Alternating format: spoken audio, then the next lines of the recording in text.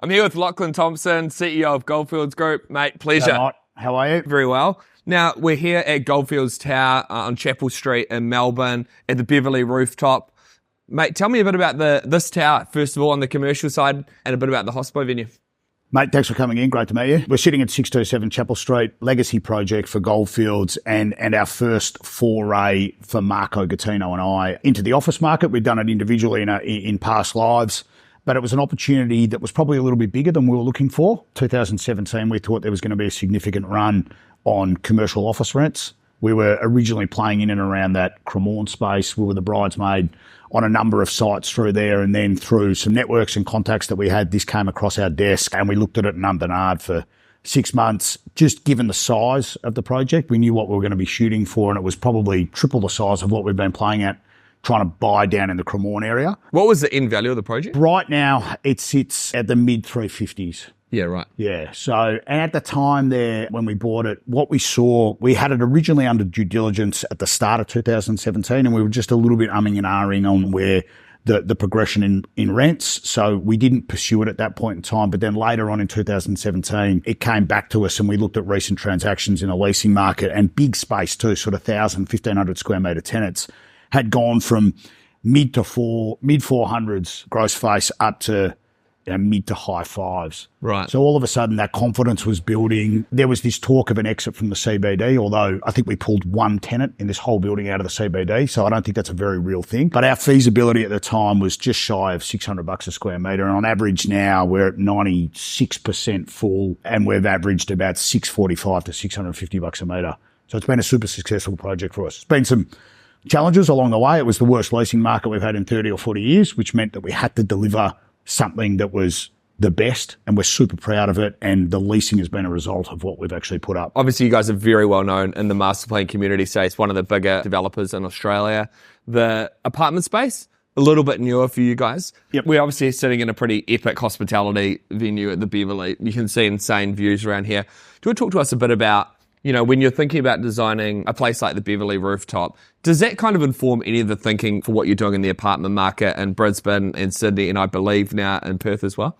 Yeah, but it does. Amenities everything these days, and it's a bit of a one-upmanship at the moment as to who can provide the most. And what there is coming out of the market at the moment is, and I've said it to you before, but everyone's becoming very house proud of where they live, and they're becoming sort of super loyal to the building that they've bought in. So it's hard to do something like this on top of a residential building, just given quiet enjoyment. And, you can't have a pumping venue till 11 o'clock at night, 12 o'clock at night, when you've got people trying to sleep underneath. So it was a perfect environment for us to put this above an office building. But certainly moving forward, the things that we've learned along the construction journey of Beverly here will stay with us forever, right? We made some mistakes and we got a lot right as well. But in terms of offering this type of amenity and projects moving forward, for the residential side, hospitality, we see probably more so as a ground floor plane, but we're in the throes of trying to buy another office building or a site for an office building, a mini 627 up in southeast Queensland at the moment. And top of the list of top 3 things that we're going to put on there was recreating Beverly in a different format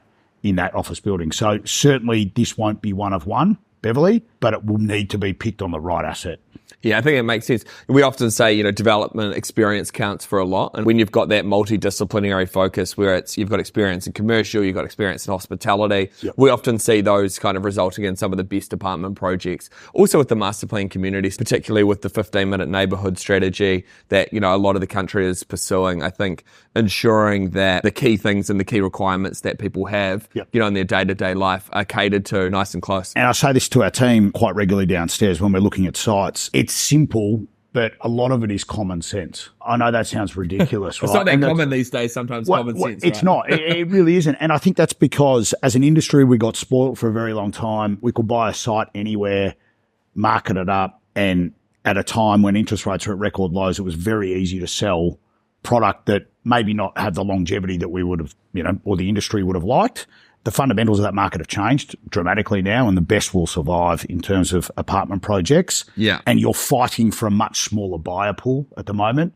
The equation on getting a project up out of the ground is as hard as it's ever been that I've ever seen it, which is still maintaining a terrific project, but getting a build price that works at a sale price for the consumer that still provides value for money. Yeah, I think that makes sense. Obviously, you've got the Chatswood project happening right now, live in Sydney. My understanding is the one-bedders have flown off the shelves, just given the kind of really competitive price per square metre. With the 2 and 3 bedders, what are you seeing as, the key drivers and why buyers are transacting in that area of the market as well? Yep, what we are seeing, I guess, it's not about everything you get right. 2-bed, 1-baths are nearly extinct. Right. These days. But what that is, and we don't have a great deal of those, we sort of saw that coming. That's, Melbourne, Sydney, Brisbane. But what we are seeing is probably 1 in 4, 25% of inquiries at the moment are for amalgamations. So it's providing that 2 onto a 3. There seems to be a greater depth of buyer, and it's a large tower, 28-storey tower, but it's only 71 apartments, which is unique in itself. Yeah. But there's a big depth of buyer in between that sort of low 3s to low $5 million mark. Yeah, right. And coming with that type of weight of money to buy, the ability for those guys to amalgamate and select how they'd like their layout within a degree of what the envelope is and where the windows and doors and openings and bits and pieces are, that is a huge trend that's coming through on our 2s and 3s. We've got some terrific stock up the top, the super penthouses that are remaining. We're going to keep those off the market until we're a long way through construction. So they're going to set a benchmark. We're really confident on where they're going. The mid-rise of that tower is experiencing great inquiry, but a little bit of a change of floor plan layout amalgamation. Yeah, I think the apartment buyer over the last 10 years is really shifting, and it continues to change, where previously we look at, even in Melbourne CBD, where it was very much driven by 2 things: the address of the property, which is their proximity to the CBD, and also the price of the apartment. So what the unfortunate outcome was that the apartments got very small and almost boxy in some ways. But I think what we're seeing now is the apartment buyer of today is really looking at how do they kind of unlock less time mowing the lawns and doing all this kind of home maintenance where they're living in a large house. Perhaps their kids are not living there anymore, and they're wanting to opt for, right sizing the property for where they live, and also just reducing the amount of time they spend mucking around with maintenance and things like that. And I think that's in part what's driving that amalgamation of those properties. Big time. We spent a lot of time on floor plans, right? Our market went through, and it still does. I can't tell the difference between a project in Preston, Box Hill, over render. Renders all make every project look amazing, and by and large they are, right? You deliver what you see. Most people do. Yeah, they should anyway. Stripping that back, right, because everyone goes to market with 20 renders. That's the easy side, and everything looks nice because you've got an interiors and you know what you want to deliver. But becoming more important is floor plan. And I see that as a real key pillar of luxury, is having an actual usable floor plan. You hit on it before about the apartment buyer changing, and we've been forced to reconsider things with BADs, Better Apartment Design Guidelines. It hasn't really been chatted about on the whole. That's been hard for developers to meet BADs requirements but still have projects fundamentally that make sense financially. Yeah. Because we've lost saleable area. But what it actually has done is made apartment living better and more usable. And for people that would 10 years ago go, I'd never live in an apartment. Go, oh, hang on, I've got 3 metre wide openings and I've got 2 double doors, or whatever that might be. They're becoming a bit more receptive, or a lot more receptive. The other thing that we're noticing is security. Yeah. Whether people are talking about it or not, it's a huge driver for a certain segment of the market as to why they're jumping into apartment buildings. If you think about, you live in a single front room Paran, right? You get out of your car, probably doesn't have a garage, and you're, inside your door, that's it. You got a key. And then if you go to an apartment building, you're probably got 3 points of entry in terms of secure access before you actually get to your apartment. So I think that is a big frontier of the sales marketing campaigns moving forward. And that's, something that we're seeing on a daily basis.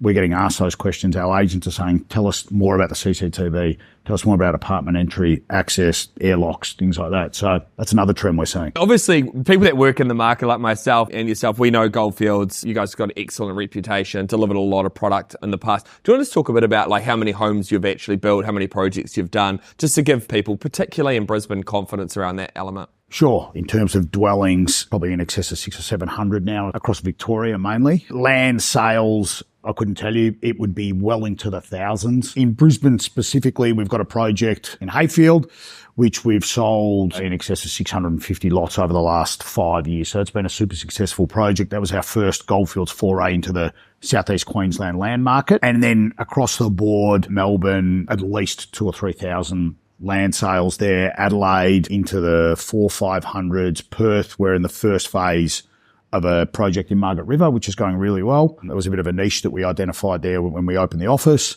So we're up to about 100 there at the moment.